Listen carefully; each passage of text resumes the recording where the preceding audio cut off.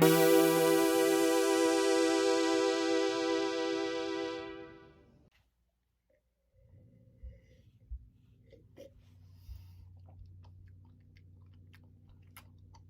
as you're probably thinking, like, say, why are you wearing a different shirt from what was previously established in part 1?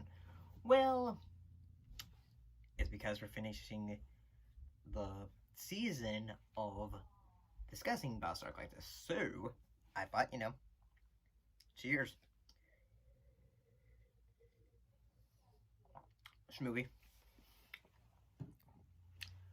Let's dive right into it and discuss episodes 14 to 24. And just like we said previously, if you haven't been watched the first part 1, some episodes or part had 2 parts and all that, and as well as at the end of the after we have discussed all the episodes, I'm gonna discuss what happened after it. Any kind of details that might affect anything interesting or anything that matter will be discussed. So let's dive in and right and discuss episode number 14, which is Fire in Space, which came out on December 17th, 1978. So basically the whole gist of that episode was after a bunch of Cylons have crashed into the Battlestar, a fire occurs, and basically Boxy, Boomer, Athena, and others have all become trapped inside a part of the ship, and they're all trying to figure out how to get them out, and as well as try to figure out how to put out the fire. The episode has a bit of a feeling of, like, say, a disaster kind of feel, like, say, like a disaster kind of a base episode, which is pretty cool. I've actually thought the acting for this episode was actually really good, and the fact that, they are trapped in sometimes they're trapped in, like, rooms that are filling up smoke. So overall, I thought this was pretty good. I like the aspect that sometimes Colonel Ty was in charge. And, like, as always, Sheba, Starbuck, and Apollo are the ones that are having to try to save the day, and that, they're trying to put out the fire. Which was pretty cool, It's always cool seeing all of them together. Well, in that group. So let's move on, and because there's a ton of episodes that need to be, discussed. So episode 15 was War of the Gods. It was a 2-part episode. Part 1 came out in January 14th, 1979. Basically, Sheba, Apollo, and Starbuck all at one point gets stranded on a planet and are trying to figure out, okay, how do we get off? Why does it look like there's so much radiation, and why does it at one point in the episode change to black and white? So yeah, it's a pretty cool idea. And why does this Count Iblis? Why does he seem more charming and extremely powerful at the same time? The episode had a bit of a horror kind of vibe to it, which was, in all honesty, pretty cool idea for a Battlestar Galactica episode. Count Iblis was played by Patrick McNee. The planet they land on was called the Triad. Wait, no, I'm not. My bad. Not the planet. I'm probably going too far ahead. There's like a game that they play, which is pretty cool. It's kind of a mixture between basketball and it's like almost like a basketball kind of vibe to it. Like, say, Foursquare meets basketball. It's called Triad. Basically everyone's obsessed with it, and basically whenever they play, it's a way of trying to get them to get all that steam that is, in them off. And yeah, I think that's pretty cool.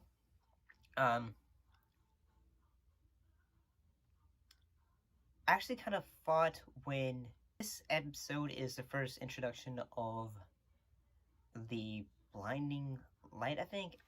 It's basically a spaceship that almost looks like, say, a giant light from a Christmas tree. So it's pretty cool. And yeah, basically whenever you get touched by it, you basically get stuck in a room. And yeah, it looks pretty cool. I honestly think it's pretty cool, and the fact that Adama, and whenever the actor for, Lauren Green and, I'm sorry, I completely totally forgot the actor's name for a second. Lauren Green and Patrick McNee, who plays Count Ibley, I actually thought they had really good working off each other in this episode. I thought they did a great job, and honestly, I thought they did pretty good.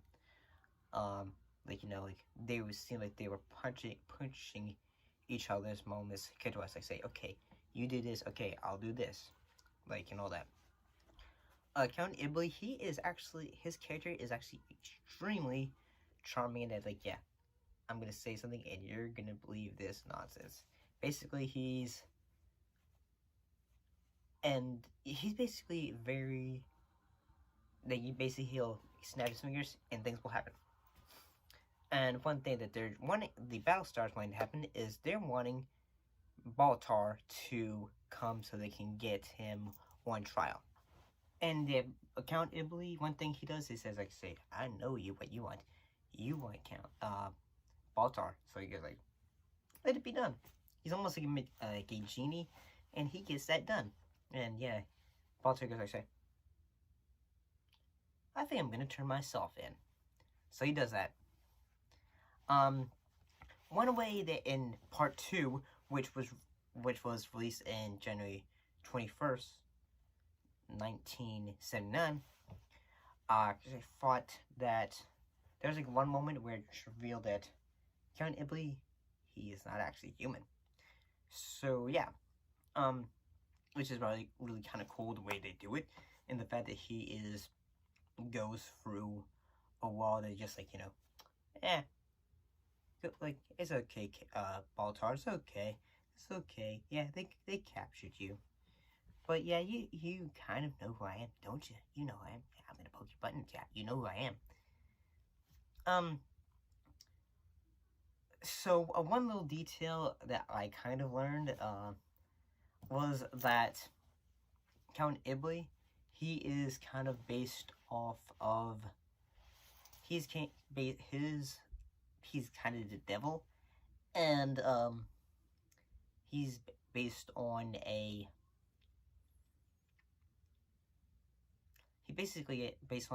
Islamic figure from the Quran.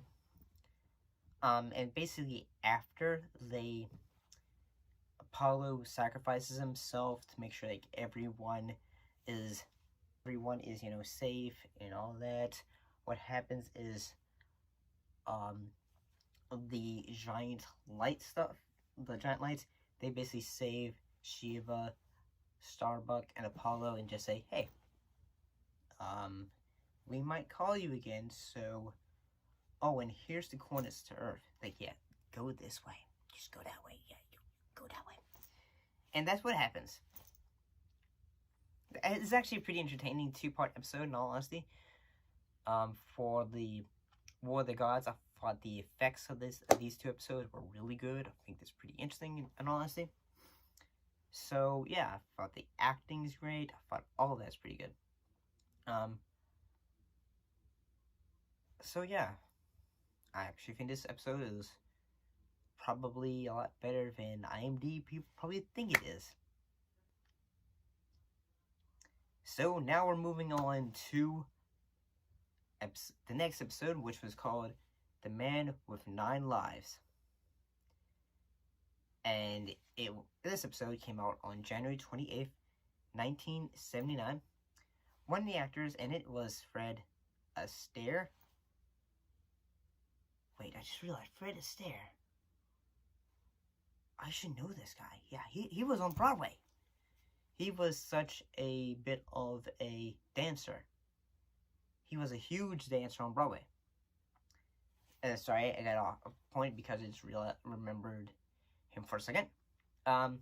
He played the character of Shamil.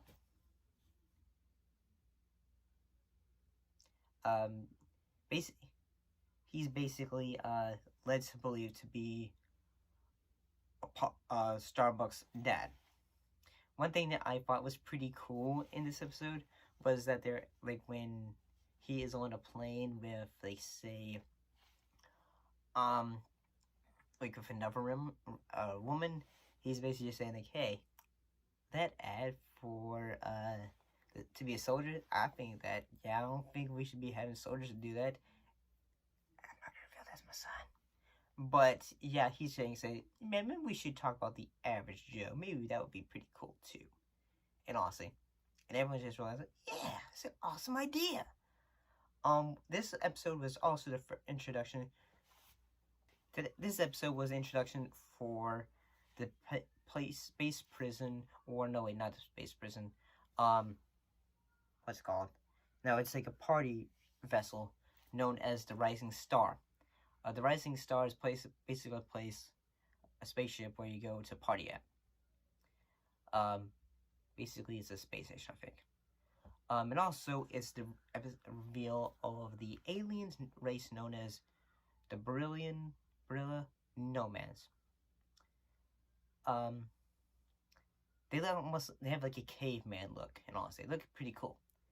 And one thing that they constantly refer to is that we have a code. And a code meaning we don't do this, we don't do that, we don't do this. We have to make sure everything we do is honorable. And I think it's pretty cool, and also kind of, but then to keep in mind this is back in late 1970s. So yeah, like when like the way Starbuck meets his dad, I think that's pretty cool. But you know, it's trying to think, everyone's trying to think, is that really his dad? Is that really his dad? And yeah, basically they try to figure, okay, is it his dad or is it not his dad? They do a bunch of tests to figure out, is it his dad or it's not his dad? And yeah, that all happens and all that, and everyone's just, like even Adam is like, is he his son, his dad? But one thing at the end of the episode, basically he decides that, you know what, I'm not going to just like leave my son alone. Basically what he does what a lot of shows do, which is like say he decides to, like, you know, not to tell his son and all that stuff, and he decides to say, yeah, might be his dad, but I'm not gonna like let him just go around and, you know, be with this old timer because, you know, I want him to live his life and all that. So I guess that has a bit of a pretty cool idea. So, moving on. This next episode was Murder on the Rising Star. So we have the Return of the Rising Star, which was, like I said, the party ship. The episode came out on February 18th, 1979. Basically the title of the episode,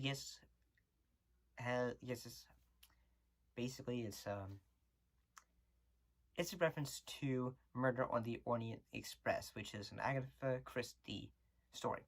It has a bit of an Agatha Christie kind of vibe it's a mystery vibe, and that, like, you know, Starbucks gets accused of killing like a rival game in Triad, and basically everyone just thinks like, there's a trial going on. We're gonna try and make it, like, figure out who did this, why did he do this, all that stuff. And yeah, in this episode we also get a return of Baltar. Baltar comes back as, like, you know, because, you know, he is still being held captive because of the episode with the gods and all that stuff. He's being held hostage, still being held hostage after having, like, you know, let himself be held, let himself be arrested. So yeah, that happens. And then he is gonna say, hey, like, Apollo is basically just trying to say, I don't want my friend Starbuck to be accused of murder. I want to make sure that everything goes well for him. I want to make sure I get his name. I want to make sure that Starbuck, gets his name,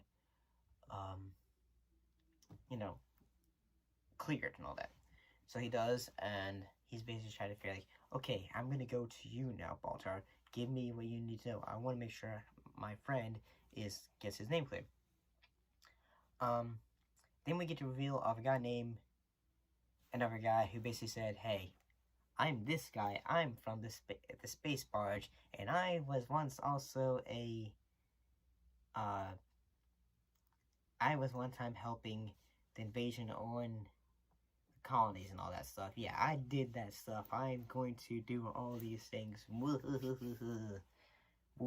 and all that. And yeah, it's revealed. Then basically when Boomer is at the court, all that stuff, we hear audio play of this bad guy attacking Starbuck, Apollo, and all that, and Baltar, and then it's really like, yeah, I did that, and then that guy goes to jail. I'm like, no, he doesn't go to jail. He gets killed off screen. So yeah, yeah. Am I going to say I kind of like this one? Yeah, I kind of liked it because it has some more of a mystery vibe. So I think that's actually kind of cool, in all honesty. So yeah, there's that. This is like one of the quite a few episodes all about Star that had a mystery base to them. And actually, I think this one's pretty good. I mean, if you like Agatha Christie, this one might be up your alley. But don't forget to see Death on the Nile too. Comes out in a few weeks now. So, moving on. So, the next episode we're gonna be discussing, are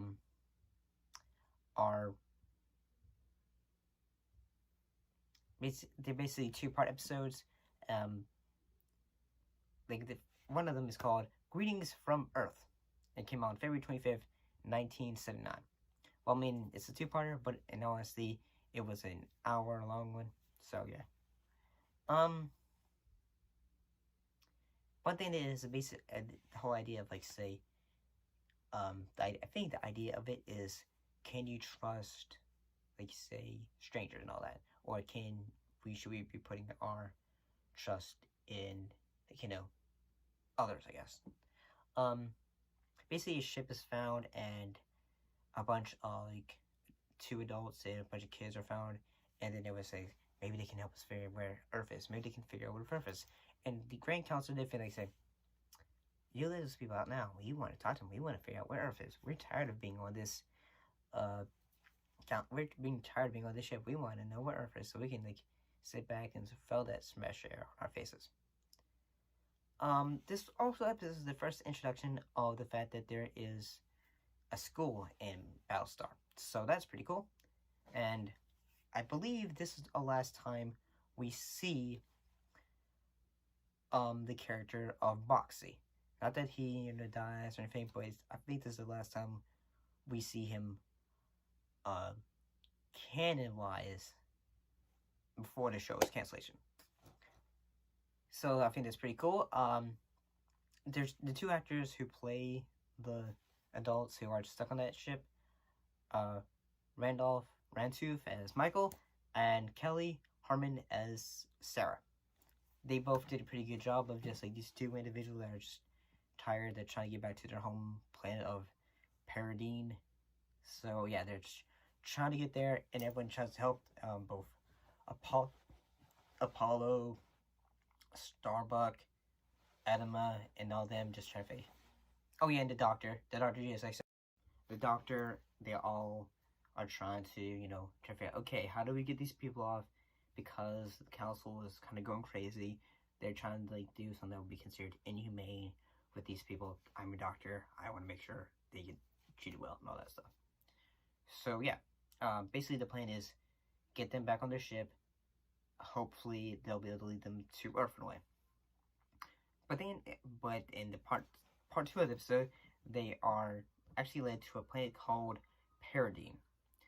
So yeah, that basically the home world that they're trying to go to, because they're trying to escape what is known as when the villain that shows up 3 times in the course of this series, known as the Eastern Alliance. The Eastern Alliance are, well, to basically be blunt about it, they basically dress up as Nazis and all that. They kind of act like it and all that. So yeah, the Eastern Alliance, you know, they kind of based on Nazis.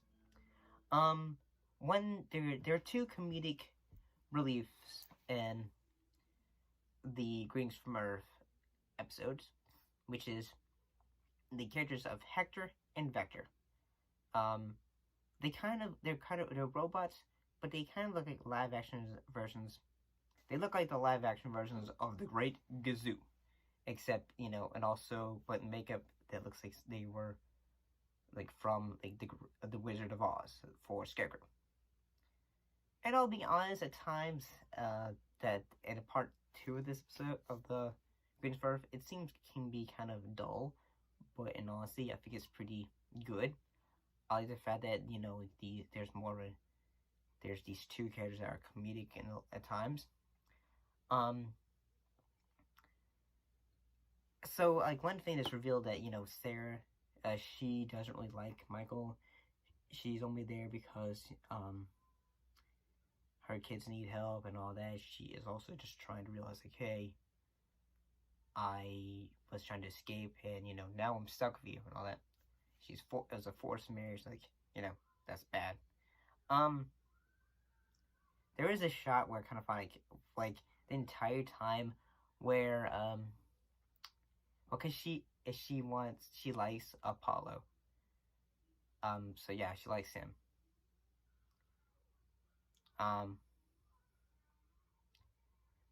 And so at one point she sees John,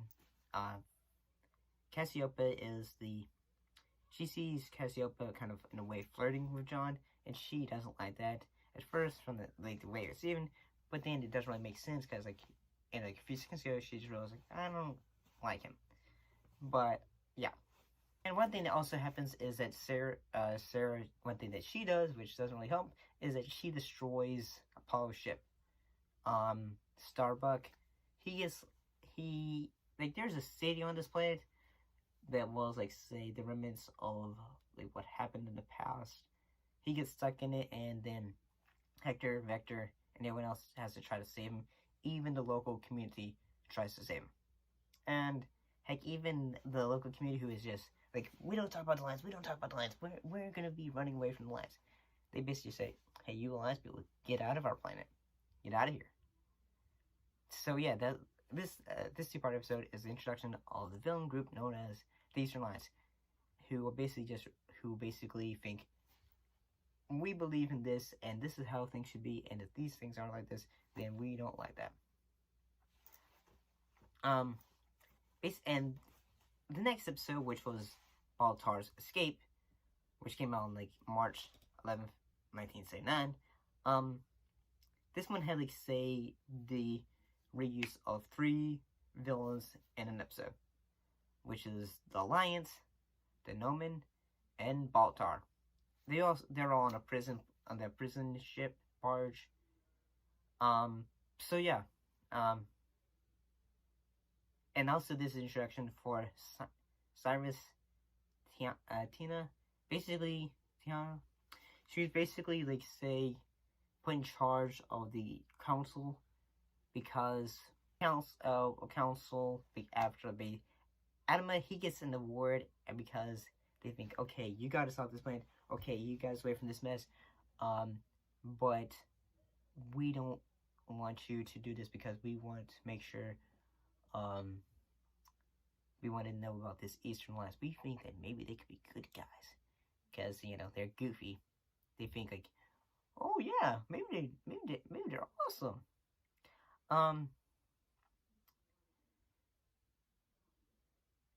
And this is, like, an episode that we kind of see an interaction with Sheba and Boomer, and at one point in the episode, Boomer gets and Baltar basically say, "Oh, hey, Boomer, it's you. Maybe I can settle a debt with you."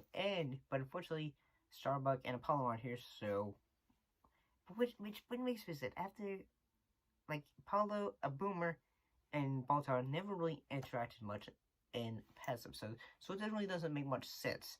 Um, and what happens in the course of the episode, the council gets held hostage because basically, uh, Baltar wants to escape and all that stuff, and yeah. But one thing that does happen is the Eastern Alliance, they get away, and so did the Nomad, I believe. Um, and yeah, and Baltar is like, he's just basically just trying to be a suicide bomber at one point, and basically just sort of like say, "Hey, I've got this the bomb, and if things don't go my way, I'm going to blow everything up." And yeah, it doesn't go like Adam and all them are way too smart and all that. So yeah, it doesn't really go out like that. So let's move. Time to move on to the next episode was Experiment on Terra, which came out on March 18th, 1979. That ship of light thing, it makes his return, and after like Apollo and Starbuck, they're trying to figure out where the Eastern Alliance are going to, so they can figure out, hey, maybe they're going to Earth and all that stuff. Basically, Apollo basically is posing as this other man to basically stop a war from going on. The episode has a bit of, with Apollo being this other guy, has a bit of, this episode has a bit of a feel like Twilight in that, trying to think, Apollo, he can't really say, hey, who he is, because if he does, there might be ramifications and all that, so yeah. There's a president of Terra, and he's basically trying to say, yeah, let's have peace with the Alliance. Maybe that will be good. Maybe that will be a good thing. Two of the actors that appear in this episode are Molly Maxwell as Brenda and Peter McLean as the president of Terra. And the president of Terra, he's kind of like, he's just kind of all pairing, but at the same time, he's just trying to think, what do I do? I want to make sure things go well and all that. So yeah, that I actually kind of thought this episode was kind of okay. It also made me realize, like, say, the laser effects for the blasters are basically just a flashlight. Yeah, and the fact that, like, whenever they see when someone gets hit, they just go, like, flashlight, okay, flashlight. And yeah, so overall, it just made me realize, like, okay, yeah, the episodes, this show is fun, but at the same time, it just made me realize, yeah, a lot of the effects are kind of primitive on the show. So yeah, there's that. I gotta say, the next episode is actually a lot better than this one. I'm not saying the previous episode is not bad.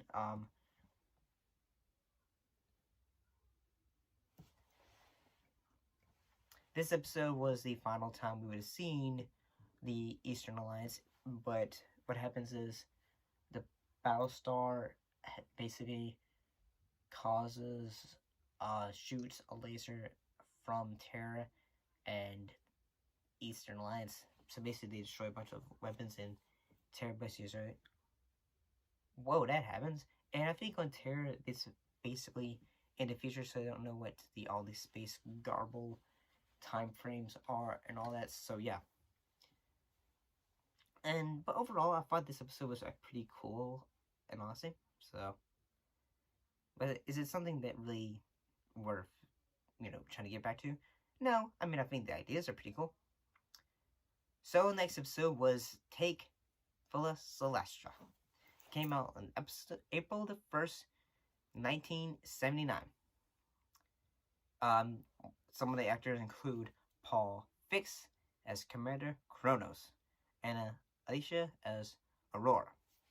What basically the whole plot of this episode was Starbuck. He basically meets up, finds out an old flame of his is still alive, and basically just realizes, oh, I need to talk to her. I need to talk to her. And just like every time we all see a past love that we thought, there's the one we thought got away. He basically just goes, I gotta go talk to her. I gotta go talk to her. Basically, he leaves Cassiopeia alone, and then just goes, I'm gonna go talk to her. And at the beginning of this episode, Kronos is getting a award because he's a great general and all that, which is kind of cool. And then he basically, Aurora, what she does is help another guy try to take over the ship. And a group of others take over the ship and, you know, cause mutiny. It at first doesn't work, and Apollo and Starbuck are on the way to this ship, and they kind of stop that stuff and put a hammer to that. And yeah, that kind of is pretty cool. In fact, you know, this one has a bit of a more action-based kind of element to it, which I think is cool and awesome. So yeah, there's that. It also has a bit of like a time frame element in that the characters need to go to this point and also get to that point, because if they don't get back on the ship that they were previously on, they're going to be floating in space forever. So yeah. One of the sad thing is though that Kronos is a great general, but at the end of it he ends up getting shot, and in the episode he ends up you know, having a funeral for them. So, but yeah, and unfortunately, the next episode was the final episode. But like, probably at the time when this episode, which was the Hand of God, probably not many people knew. Oh hey, probably not many people realized. Oh hey, this is gonna be the final episode. And all that.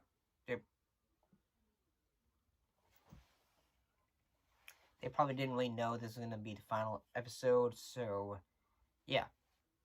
One thing that happens is basically there is a Apollo, Starbuck, Sheba, Cassiopeia. They all discover that there has been a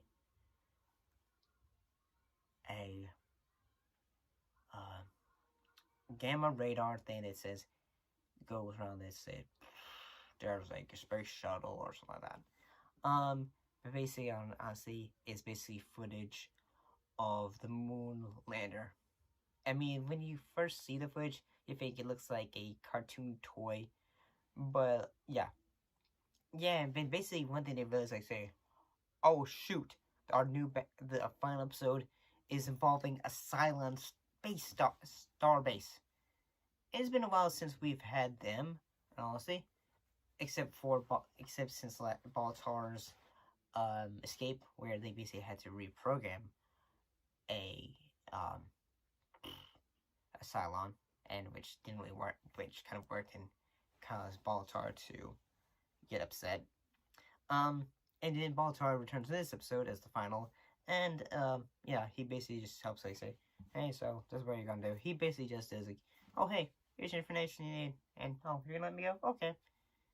And yeah, I feel like this is the episode where everyone thought, okay, the writers thought, we gotta add all these details because we're not sure how the show was. They probably thought the show is not doing great. Let's add as much stuff as we can.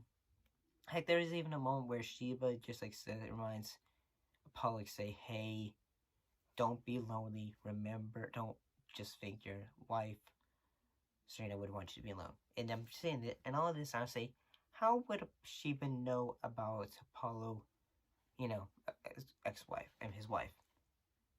I mean, she was not introduced until later, so it's not like they were all completely, totally talking about Serena. So, yeah, apparently the writer just completely forgot like, what they wrote or something like that.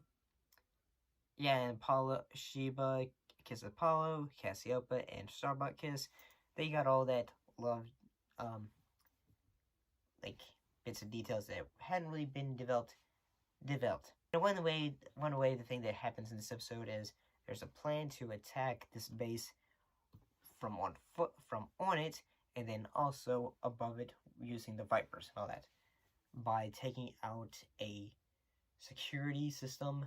And if they take out the security system, then the Cylons not realize, oh hey, we're being attacked. We should be attacking back. And yeah, that sort of works. In all honesty, basically they're able to attack the base and not much, and then they have the element of surprise, which is pretty cool. So yeah, they have that. So, and honestly, I think it's a pretty great way to end the episode. And also, like some final footage from the final episode is the use of footage from the lunar landing on the moon. So yeah, basically trying to say, I think it's trying to like use kind of like that the fact that the Battlestar and all them are sort of getting footage and all that stuff. So I bet they were trying to use that. I don't know what their intention was for the episode, but I thought this episode was pretty good. I thought that it had a bit of action in it, and the stakes were kind of high. So yeah, there's that. Although I kind of felt bad, and in fact, I kind of wish there was more to this episode, honestly. But now that we've discussed all of the final episodes of season 1, let's go in and talk about things that happened after the show. So why was the show actually canceled? There was quite a lot. There's some other reasons why, like say George Lucas, but like some like of ways they said the show could have been canceled was the show was not really doing well, and that viewings were not doing well. Heck, the show ran from 1978 to 1979. Like, say, some shows, when they run, they are on a rating system. And they, like, a ranking system, not a rating. Ranking, and they say, this is what rank this show was. Like, this was number 1, number 2, and all that. Battlestar Galactica was number 34th in 1978 to 1979. Out of 114 of shows during that time. Some things that probably didn't really help it was the fact that the show was probably pricey because of all the effects and all of that. So that probably didn't really help it, and I guess the time frame which was probably on like a late weekend night, so that probably didn't really help it. Sometimes, like say the weekend days, sometimes that worked, but sometimes like some people are getting off from work, so sometimes they might not see it because sometimes some people don't get off until 5 o'clock, and then some shows don't come on until 7 o'clock or 6 o'clock. So yeah.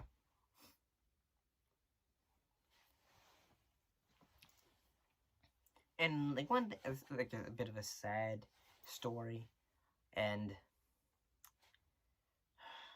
like after the show was canceled, sadly on August 25th, 1979, a 15-year-old boy had committed suicide by jumping off a bridge. Apparently the boy, he was a huge fan of the show, and he was quite upset with the show being canceled. And apparently the mom, from what my research has told me, that mom had wanting to sue the network because of this, but that she felt like it's unfortunately the network is not responsible for this, obviously. And nor is the show responsible for the death of my son. Although that could be a correlation between upset, apparently the kid had like a lot of merchandise for shows, but I'm wondering if that's been the case today, where people commit suicide because of shows. But well, nowadays it seems like people like more just go to Twitter and they say how if shows them, because I'm talking about you, Game of Thrones. I haven't even watched Game of Thrones, so yeah, I just remember people complaining about that. And one final detail is that a lot of shows, whether it's Star Wars or other things, had toys. based on properties of shows. Battlestar Galactica was no different. Like say they probably had toys based around like the ships, like the Vipers, or like even probably say the Cylons. So yeah,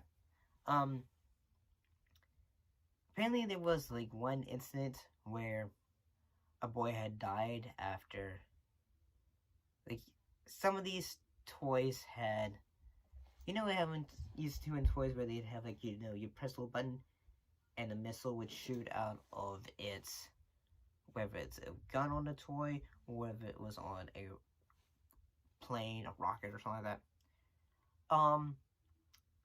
A boy had died from choking on one of these missiles. And basically, all the toys involving this little part of a toy were recalled. So, yeah. Yeah, that is. Whew. I gotta say, doing this, like, you know, talking about all these details, talking about the show has been pretty big, in all honesty. Probably be the biggest thing we've done for this series, and the fact that, you know, it's like not movies, it's a show. So yeah, but in all honesty, it's been pretty good talking about all this stuff. It feels nice, like sharing all these details about a show that I probably didn't grow up with, and you know. But unfortunately, one thing that also didn't happen. Lauren Green, he tried to get a revival to happen for the show. It kind of happened in the 80s and all that, but apparently it only lasted one season as well. And then we had the revival in the 2000s, which also had it lasted pretty long as well. I mean,